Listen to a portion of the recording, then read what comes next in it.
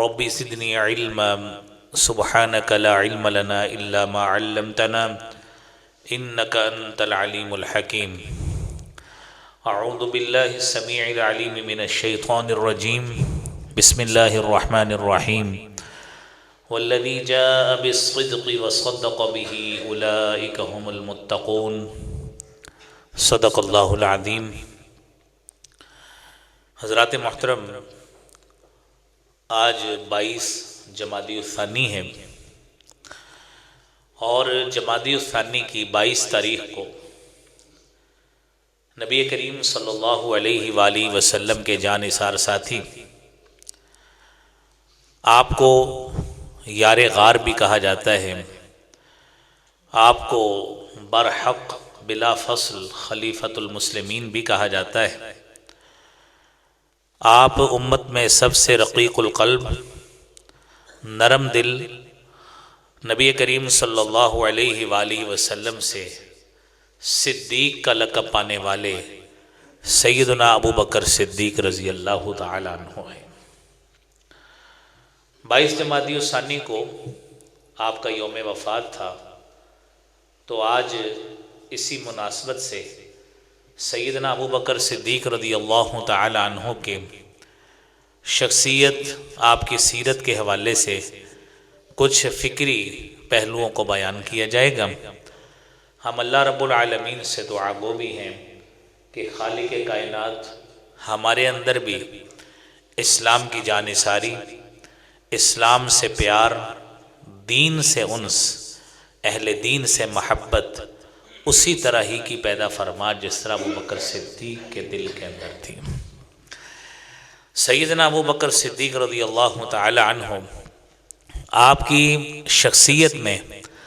یہ بات بھی شامل ہے کہ آپ رضی اللہ تعالی عنہ مرد حضرات میں سب سے پہلے اسلام قبول کرنے والے آدمی ہیں، اور آپ اللہ رب العالمین کی طرف سے ایسے مالی لحاظ سے اللہ کی طرف سے ایک ممنون تھے کہ اللہ رب العالمین نے انہیں اسلام لانے سے قبل ہی عرب کے بہترین تاجروں میں ان کا شمار کیا تھا. صاحب مال تھے، اور جیسے ہی مسلمان ہوتے ہیں نبی کریم صلی اللہ علیہ وآلہ وسلم کے پاس آتے ہیں، تو آپ نے رسالت مآب صلی اللہ علیہ وآلہ وسلم کو 40,000 درہم آپ کی خدمت میں پیش کی ہے، جو اس وقت کے مطابق ایک بہت بڑی رقم تھی، جو آپ نے آپ کے لیے اور دین اسلام کی سربلندی کے لیے آپ نے ان کو پیش کی. آپ کی شخصیت پر ایک بڑا اہم کارنامہ بھی شامل ہے کہ آپ کے لیے 2 القابات بڑے معروف ہیں. ایک لقب ہے عتیق اور ایک لقب ہے صدیق. سب سے پہلے عتیق آپ کو کیوں کہا جاتا ہے؟ میں نے آپ کو بتایا کہ آپ مال خرچ کرنے والے تھے، اور یہ مال آپ کا صرف اور صرف اسی حوالے سے نہیں بلکہ ان مسلمان غلاموں کے لیے، ان کو آزادی دلانے کے لیے بھی استعمال ہوتا تھا جو مسلمان غلامی کی صورت میں کفار کے پاس قید ہوتے تھے. تو اللہ کے نبی صلی اللہ علیہ وآلہ وسلم کے ایک جانثار صحابی حضرت بلال رضی اللہ تعالیٰ عنہ، وہ اپنے آقا امیہ کے پاس قید تھے. ان کی آزادی بھی حضرت ابو بکر صدیق رضی اللہ تعالیٰ عنہ نے اپنی جیب سے رقم ادا کر کے یقینی بنائی ہے. تو گویا عتیق کا چونکہ معنی ہوتا ہے یعنی جہنم سے آزاد، آپ چونکہ جو جسمانی لحاظ سے غلاموں کی آزادی دلانے والے بھی تھے، اور اپنے انکار ناموں کی بدولت چونکہ آپ نے زبان نبوت سے جنت کی خوشخبری پائی تھی، لہذا آپ جہنم کی آگ سے بھی آزادی پانے والے تھے. سیدنا ابو بکر صدیق رضی اللہ تعالی عنہ کا دوسرا لقب صدیق ہے، اور صدیق کا لقب اس اعتبار سے ہے، صحیح بخاری کی 3675 نمبر حدیث ہے، نبی کریم صلی اللہ علیہ وآلہ وسلم احد پہاڑ پہ موجود، اور جب آپ احد پہاڑ پہ تشریف فرما تھے، پہاڑ نے تھوڑا سا جنبش دکھائی، تو رسالت مآب صلی اللہ علیہ وآلہ وسلم نے فرمایا اثبت احد، اے احد پہاڑ ٹھہر جاؤ، فإن علیک نبی وصدیق وشہیدان، اے پہاڑ آپ کے اوپر ایک اللہ کا نبی ہے، ایک صدیق ہے اور 2 شہید ہیں۔ گویا یہ لفظ صدیق اور صدیق کا لقب رسالت مآب صلی اللہ علیہ وآلہ وسلم نے آپ کو اپنی زبان اقدس سے خود عطا فرمایا ہے، اور اس کی وجہ بھی یہ تھی کہ جب نبی کریم صلی اللہ علیہ وآلہ وسلم معراج پہ گئے ہیں، اور آپ معراج سے جب تشریف لائے اور آپ نے اگلے دن کفار کے سامنے اپنے معراج کے سفر کے مختلف واقعات رکھے ہیں،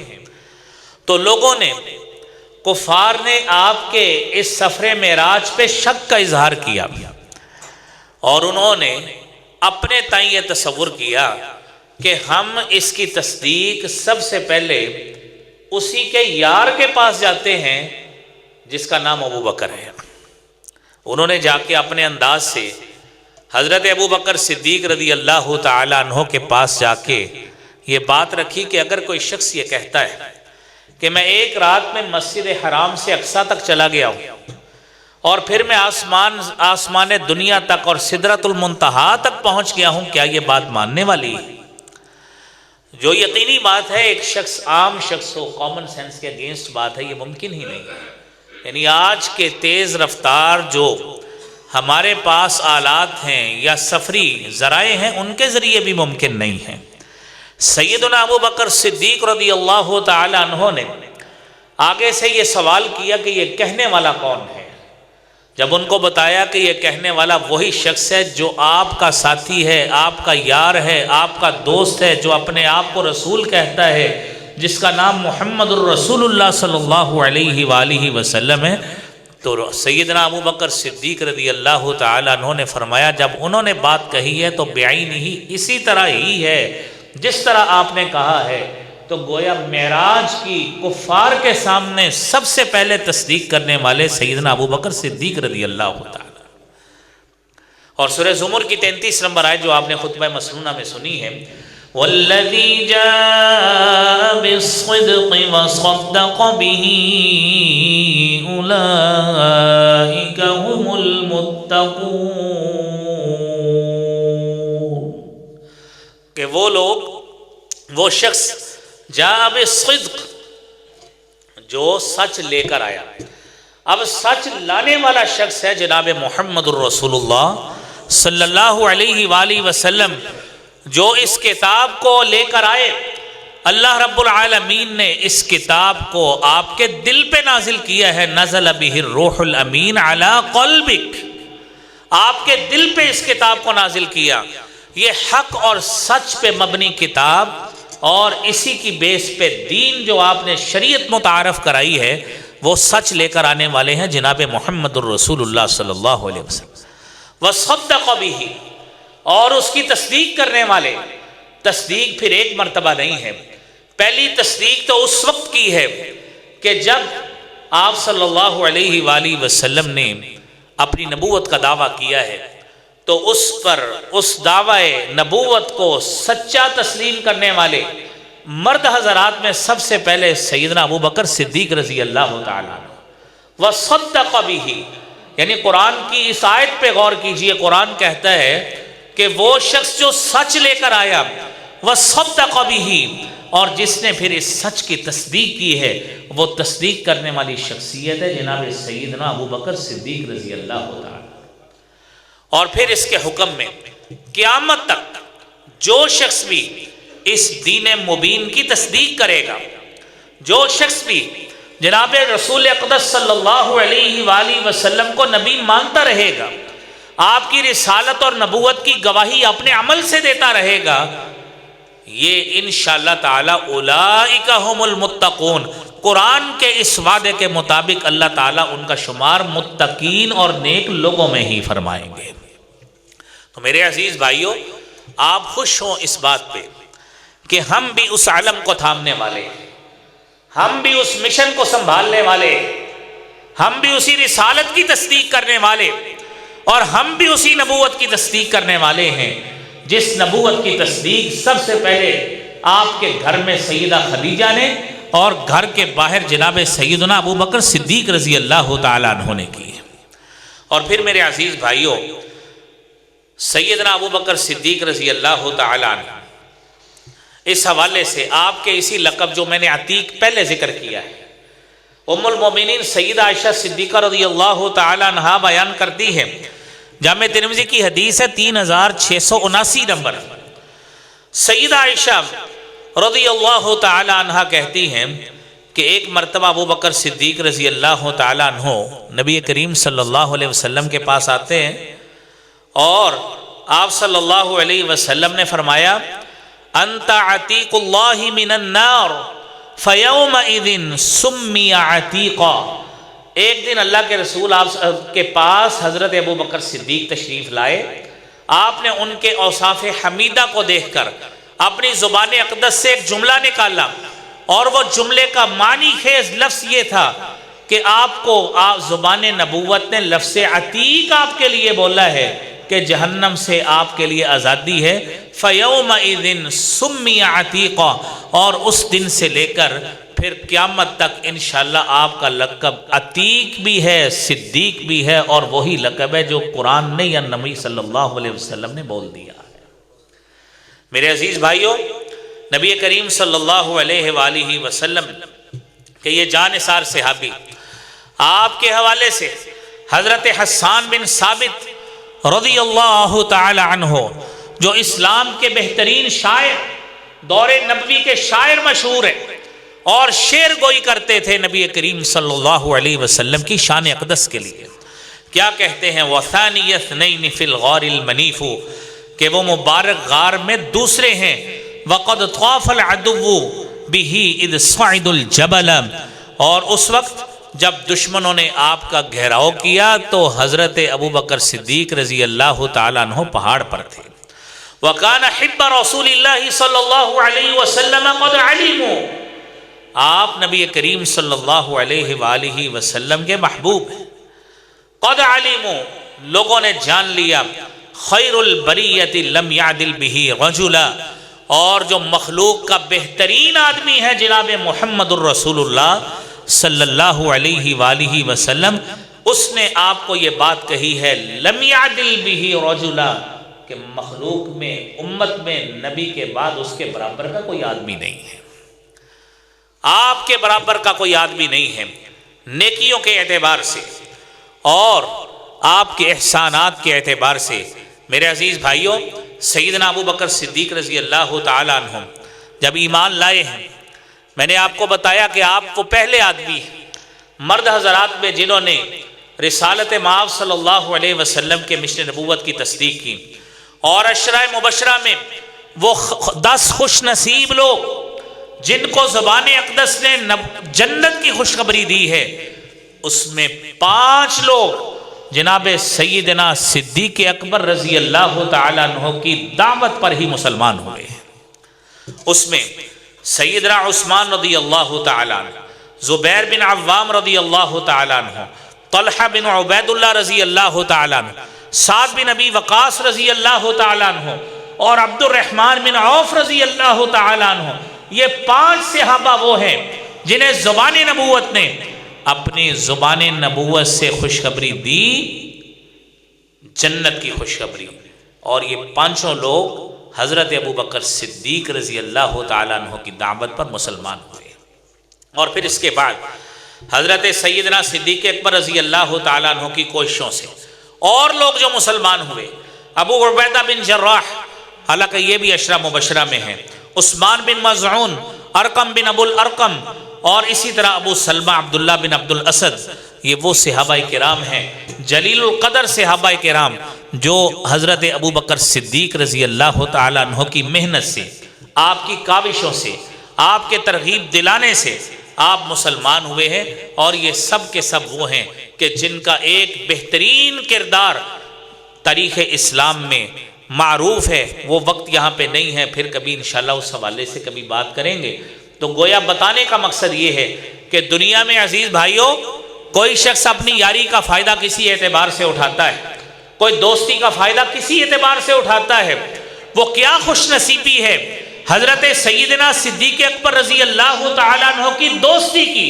کہ اگر آپ کو عتیق کا لقب ملا ہے، اس عتیق کا اثر صرف آپ تک نہیں گیا، اس عتیق کا اثر ان جانثاران صحابہ تک بھی گیا ہے کہ جنہوں نے ابو بکر صدیق رضی اللہ تعالیٰ عنہ سے دوستی نبھائی، اور ابو بکر صدیق نے پھر ان سے دوستی کا حق اس طرح ادا کیا کہ وہ لوگ جو اپنے کفر کی بدولت، جو شرک کی بدولت، گمراہی کی بدولت جہنم میں جا سکتے تھے، لیکن اللہ کے رسول صلی اللہ علیہ وسلم کے اس جانثار ساتھی نے اپنی یاری کا حق ادا کرتے ہوئے اسلام کی طرف دعوت دی، اور یہ ایسے مسلمان بنے کہ یہ جنت کے حقدار بن گئے، جہنم کہیں پیچھے رہ گئی، یہ جنت کے ورثاء بن گئے، زبان نبوت سے جنت کی خوشخبریاں لینے والے بن گئے۔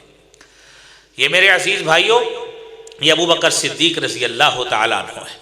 اور اتنے احسان، یہ احسان تو میرے بھائیوں اگر یہ گنانا شروع کریں، آپ تصور کیجئے ابو بکر صدیق رضی اللہ تعالیٰ عنہ جس جنگ میں بھی گئے، جنگ بدر ہوئی ہے، احد ہوئی ہے، احزاب ہوئی ہے، آگے جتنی جنگیں ہوتی گئیں، حضرت سیدنا صدیق اکبر رضی اللہ تعالیٰ عنہ کا تعاون ہر لحاظ سے اہم ہے۔ بلکہ آپ ہجرت جب ہو گئی ہے نا، ہجرت ہوئی، ہجرت مدینہ بڑا اہم کام، نبی کریم صلی اللہ علیہ وسلم مدینہ منورہ میں تشریف لے گئے، تو مدینہ منورہ میں نماز پڑھنے کی ضرورت پیش آئی، تو جگہ کوئی نہیں تھی۔ اب جو جگہ پسند آئی ہے، وہ جگہ جس جگہ پہ آج مسجد نبوی ہے، اس کے پہلے پرچیزر،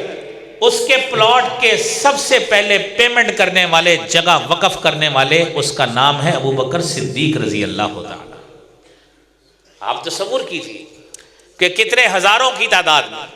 لاکھوں کی تعداد میں ایک وقت میں وہاں پہ لوگ نماز پڑھتے ہیں، تو میرے عزیز بھائیوں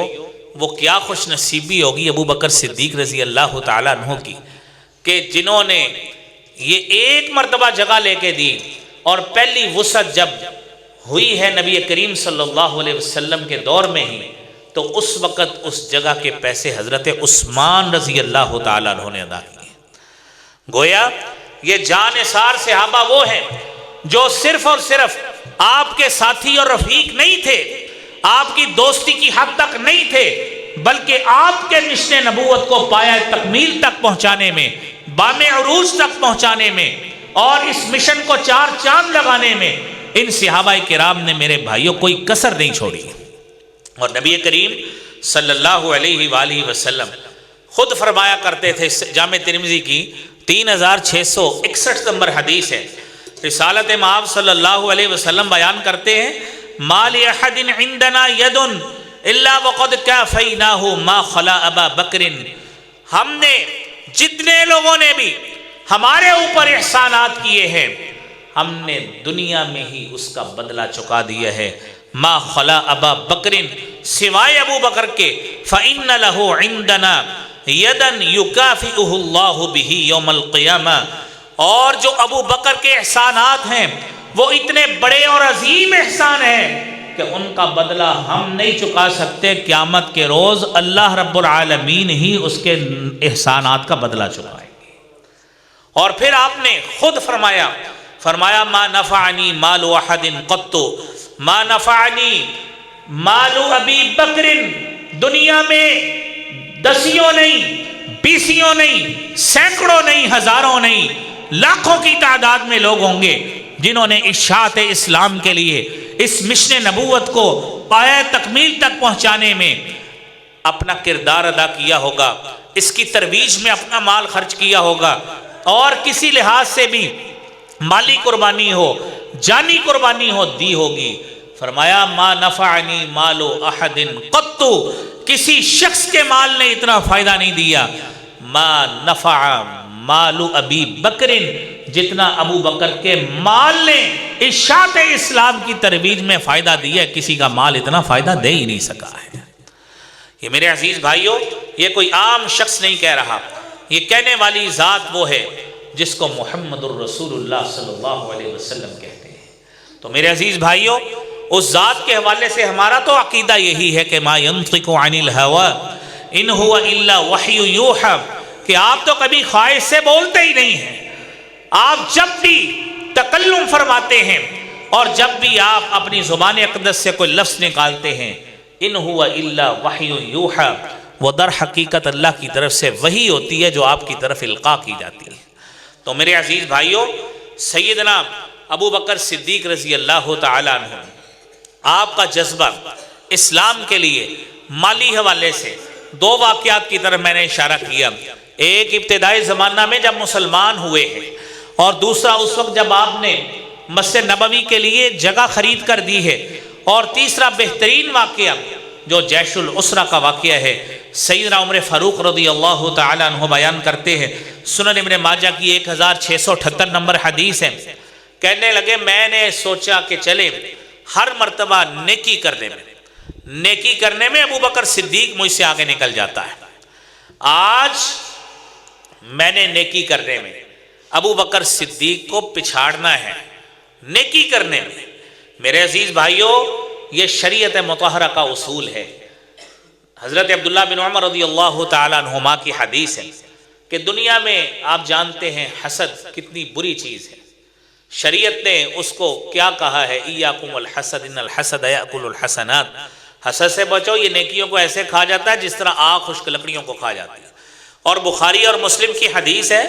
رسالت مآب صلی اللہ علیہ وسلم فرماتے ہیں لا حسد الا فی اثنتین، یہ حسد دو چیزوں میں جائز ہے، لیکن اس وقت حسد نہیں رہتا، یہ رشک ہو جاتا ہے۔ فرمایا رجل آتاہ اللہ مالا، ایک وہ شخص جسے اللہ رب العالمین مال سے نوازتے ہیں، فہو ينفق منہ آناء اللیل وآناء النہار،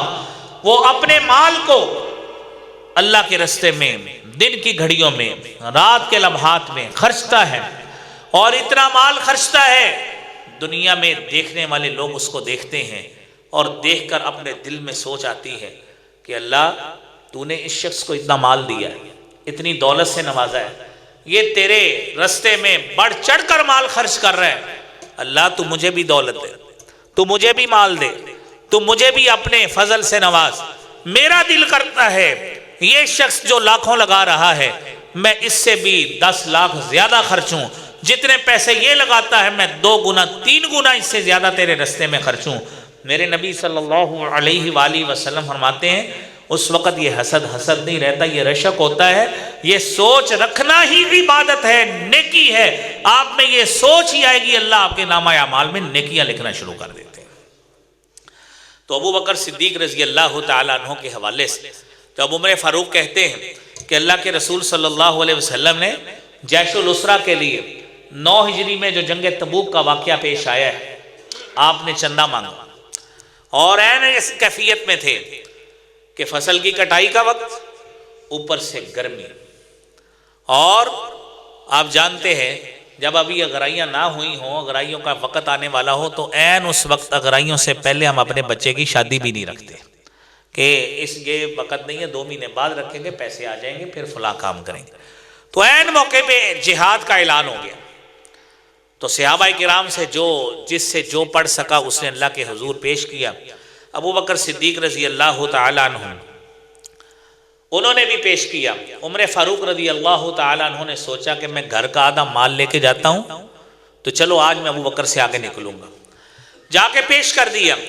ابو بکر صدیق آئے، گھر میں جو چیزیں تھیں ساری اٹھا کے دربار حضور صلی اللہ علیہ وآلہ وسلم کے سامنے پیش کر دی، اور آپ صلی اللہ علیہ وسلم پوچھتے ہیں ما ابقیت لأہلک، ابو بکر اتنا کچھ لے آئے ہو، اور بتاؤ گھر میں بھی کچھ چھوڑا ہے؟ ہم 100 مرتبہ جب جیب سے پیسے دینے ہو نا، میں تو اپنی بات کرتا ہوں، آپ تو ماشاءاللہ بڑے سخی ہوں گے انشاءاللہ، کہ کئی مرتبہ دیکھتے ہیں کہ نوٹ کہیں زیادہ نہ کوئی چلا جائے، کہ جیب میں بھی کچھ رہ جائے۔ ابو بکر صدیق کہنے لگے کہ میں نے گھر میں کیا چھوڑنا تھا، ابقیت لہم اللہ ورسولہ، میں نے ان کے لیے اللہ کو چھوڑا ہے اور اس کے رسول صلی اللہ علیہ وسلم اور ان کی محبت کو چھوڑا۔ تو میرے عزیز بھائیوں، یہ جذبہ دیکھ کر عمر فاروق رضی اللہ تعالیٰ عنہ کہنے لگے لا اسابقک الی شیء ابدا، اے ابو بکر صدیق، جس طرح کا جذبہ، جس طرح کا محبت اور جذبات تیرے اندر ہیں، لا اسابقک فی شیء احدا، میں زندگی بھر کبھی بھی نیکیوں میں آپ سے آگے نہیں نکل سکتا۔ یہ عمر فاروق رضی اللہ تعالیٰ عنہ بیان کرتے ہیں۔ اور میرے عزیز بھائیوں، نبی کریم صلی اللہ علیہ وآلہ وسلم کو جب اللہ رب العالمین نے ہجرت کا حکم دیا، مدینہ کی طرف ہجرت کا حکم دیا ہے، تو آپ جانتے ہیں کہ کفار اپنے طور پر نبی کریم صلی اللہ علیہ وآلہ وسلم کے بارے میں سازشیں کر رہے تھے۔ سورہ انفال میں بیان ہے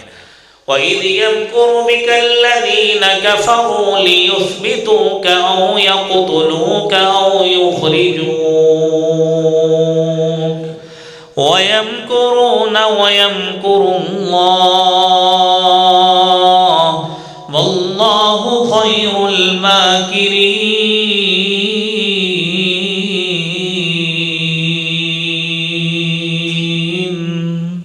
یہ کافر لوگ آپ کے بارے میں سازشیں کر رہے تھے، لیثبتوک او یقتلوک او یخرجوک، آپ کو قید کر دیں، آپ کو قتل کر دیں، آپ کو جلا وطن کر دیں۔ یہ دار الندوہ میں بیٹھ کر آپس میں سازشیں کر رہے تھے، لیکن قرآن کہتا ہے وَيَمْكُرُونَ وَيَمْكُرُ اللَّهُ، ان کی سازشیں، ان کے دجل،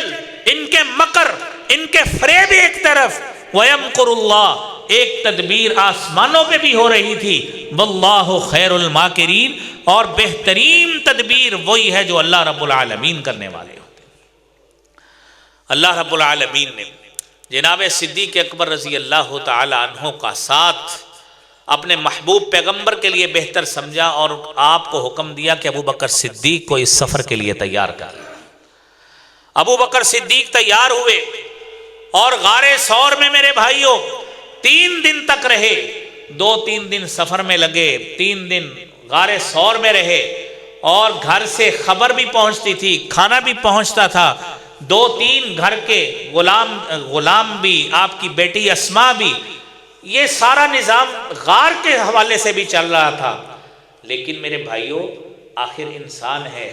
ابو بکر صدیق رضی اللہ تعالی عنہ غار میں اللہ کے رسول صلی اللہ علیہ وآلہ وسلم کے ساتھ موجود ہیں۔ کافر آپ کا تعاقب کرتے کرتے، قیافہ شناس جانتے جانتے اور اندازہ لگاتے لگاتے غار کے منہ پر پہنچ گئے کہ اب تو یہ ضرور یہاں پہ ہی ہوں گے۔ ابو بکر صدیق رضی اللہ تعالی عنہ نے تھوڑا سا ڈرنا محسوس کیا، کیونکہ وہی آپ پہ تو نہیں اترنی تھی، وہی تو اللہ کے رسول صلی اللہ علیہ وسلم پہ اترنی تھی۔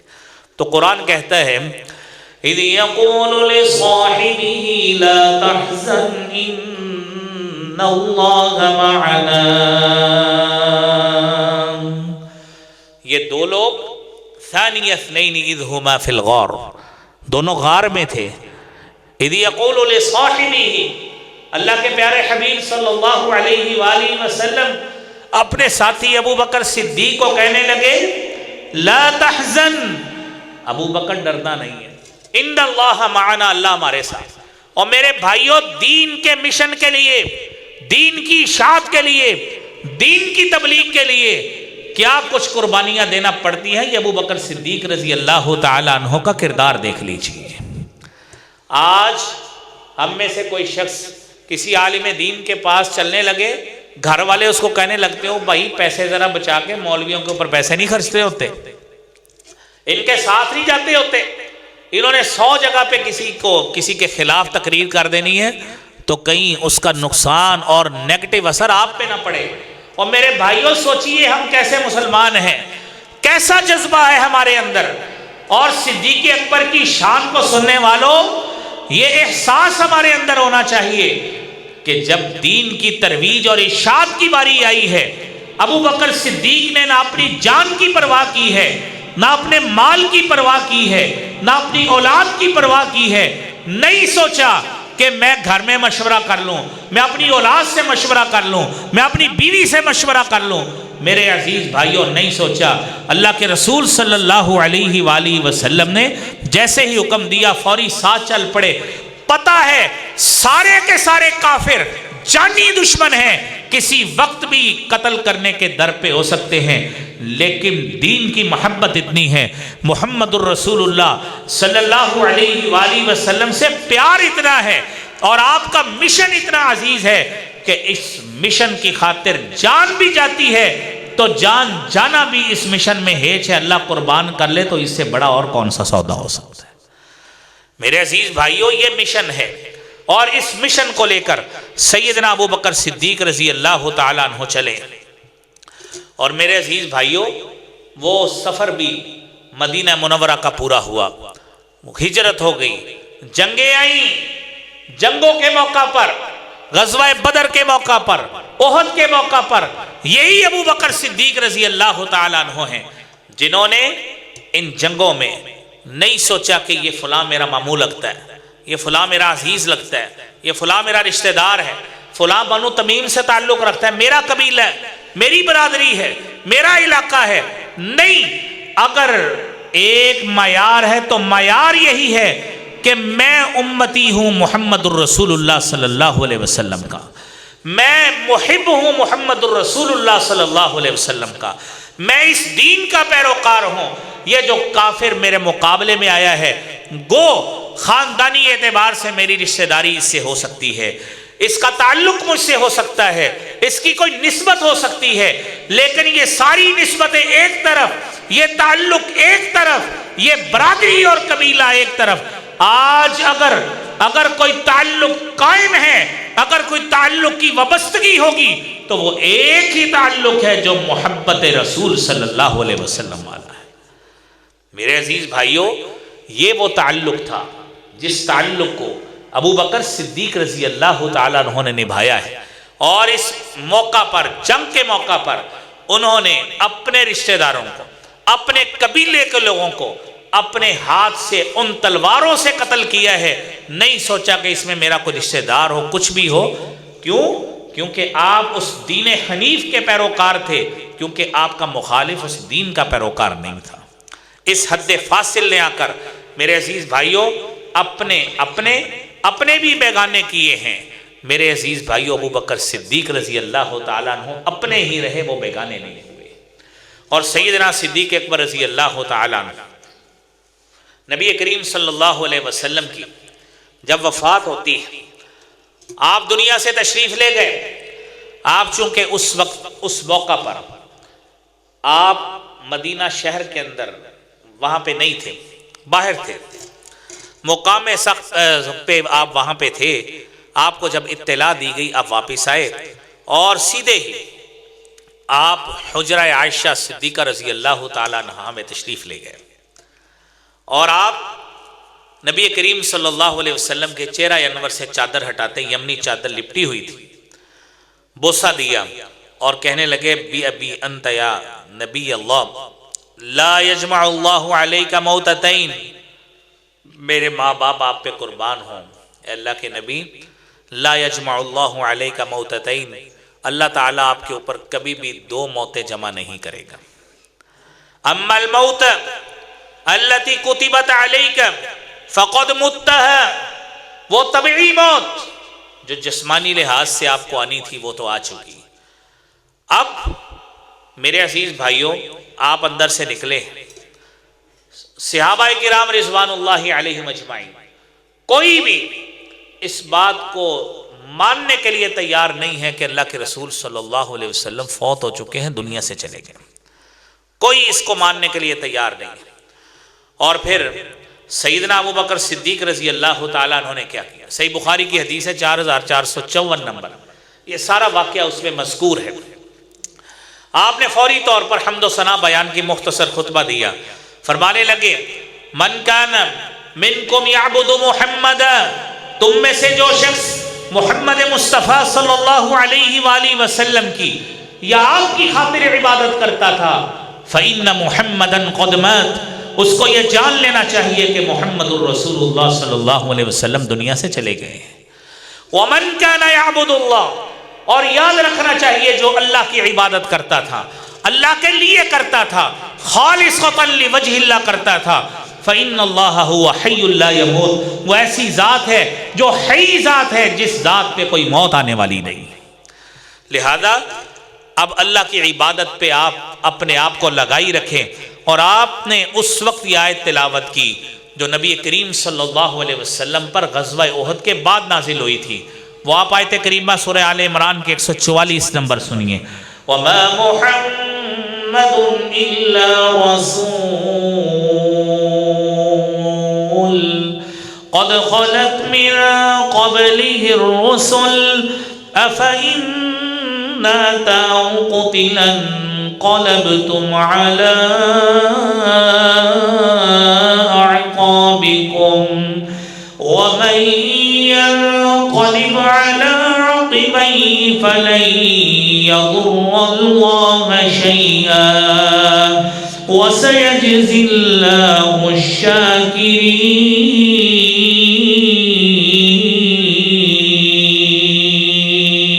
الشاكرين۔ ما محمد الا رسول، محمد صلی اللہ علیہ وآلہ وسلم اللہ کے رسول ہیں۔ قد خلت من قبلہ الرسل، آپ سے پہلے بھی رسول گزر چکے۔ افإن مات، اگر آپ کے اوپر موت طاری ہو جاتی، او قتل،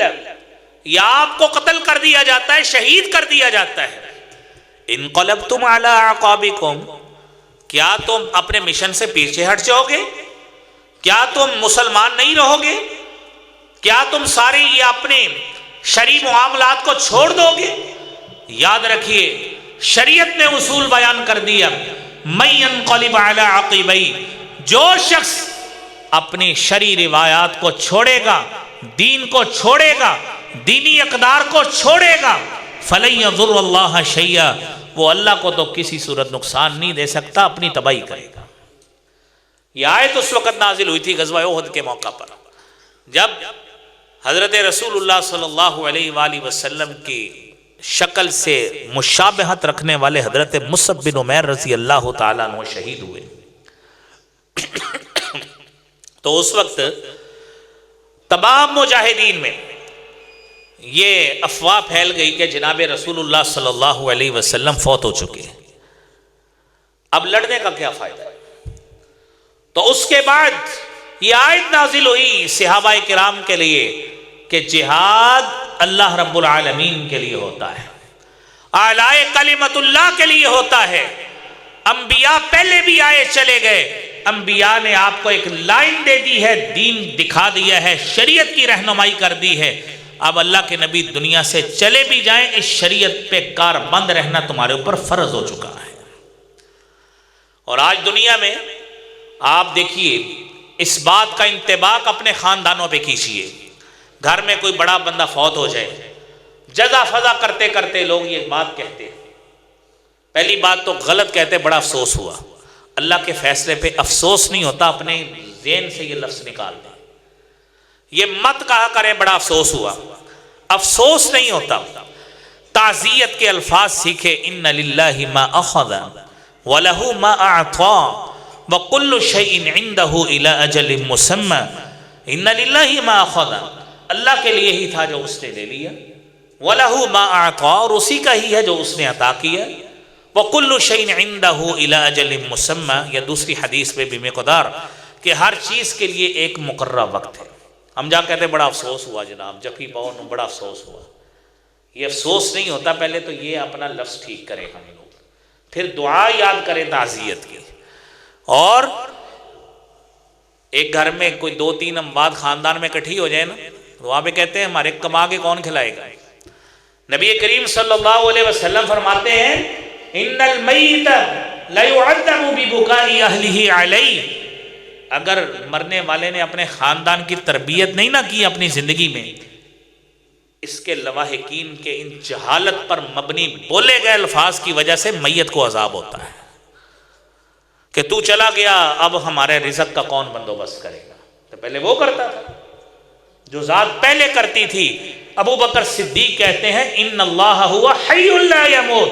وہ اللہ حی ہے، وہ ہمیشہ سے زندہ ہے، لا یموت، اس کے اوپر موت نہیں آئے گی۔ اپنے عقیدوں کی درستگی کیجیے، اپنے عقائد کی، اپنی فکر کی میرے بھائیوں سٹریم لائن کریں، اس کی درستگی کریں۔ میری اللہ رب العالمین سے دعا ہے کہ اللہ کریم ہمیں بھی اسلام کے ساتھ اسی طرح کی وابستگی عطا فرما جو جذبہ ابو بکر صدیق رضی اللہ تعالیٰ عنہ میں تھا۔